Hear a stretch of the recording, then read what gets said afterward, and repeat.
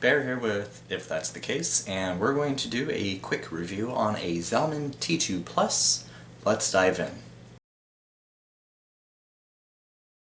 So one of the reasons that I got the T2 Plus was because it is just about $2 more than the Zalman 310, but I felt that I gave you just a little bit more. So I wanted to go ahead and get this T2 Plus and compare it and see how it actually stacks up against the Zalman.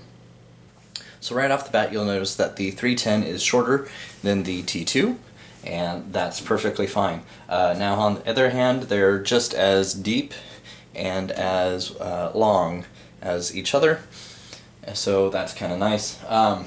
They both also have pretty simple designs in the front.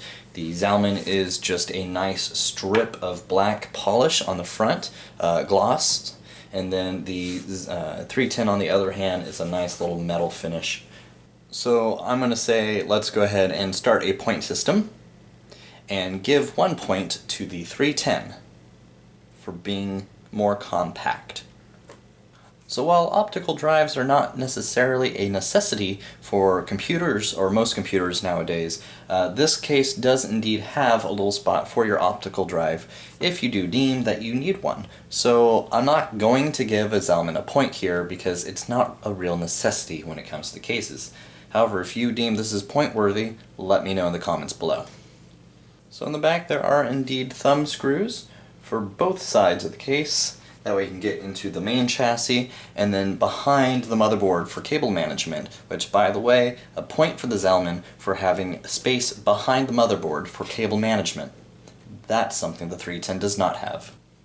I went ahead and I've already installed a system in here, that way you can see how everything fits. I have a micro ATX board in here because this is the biggest that the case supports. And then I've already kind of went ahead and tucked a lot of the cables back behind the motherboard for cable management. So I have to say, as far as cable management goes, it's not a necessity in this case because there's no window here. So that's okay. So just like the 310, you can have two hard drives in here. However, this is more like a hard drive cage versus a hard drive strapping. So with the cage, you can actually pop off the front, which is very nice, and then you can go ahead and unscrew the cage, pull it out, put your hard drives in it, put it back in, and then screw it down again, and there you have it. You have your two hard drives sitting here. The T2 Plus also has not one, but 3 different places that you can go ahead and put solid state drives or 2.5-inch hard disk drives. You got one up here, you have one right behind the motherboard here, and then you can put another one right down in front of the PSU. Now that's kind of an interesting place, but since you're allowed to have 3 of those and 2 of your 3.5 hard disk drives, I want to say an extra point to the T2. And then a quick little note as far as the solid state drive bay that is up here. So while I do have it held down by 2 screws up front, there are little divots that stick out so that it actually snaps into place. So I thought that was a nice little touch to make it easier to install your solid state drive. Another thing I want to point out is that you can actually remove this hard disk drive bay here, and you can put in a 240mm radiator if you like. You can also put in 2 120mm fans, and we were talking about taking off the front cover a moment ago, and it's very easy to do. And you can go ahead and install a 120mm fan in the front if you like, or heck, you can even put 2 in the front if you like.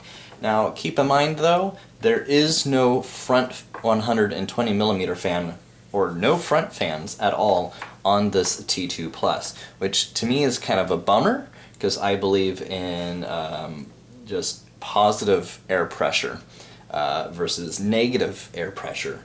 And the Zalman T2 Plus comes with a fan in the back, a 92mm fan actually, with capability to install an 80mm fan, which is a very nice touch. However, I don't like the fact that there's a fan in the back and not in the front. I'm okay without a back fan as long as you throw in a front fan. So this is nice, but now I feel that if I bought this case, I need to go out and get myself at least one 120mm front fan. So I'm going to say another point for the 310 for having a front fan versus a back fan in order to help with positive air pressure. And while we're still on the topic of fans, the side of the case here actually supports up to 2 more 120mm fans. So this will definitely help with keeping positive air pressure inside your case. So I'm going to say another point for the T2 Plus here. Lastly, this case does support up to a 250mm graphics card or expansion card of your choosing. However, you can get an extra 50mm if you are to remove this hard drive cage.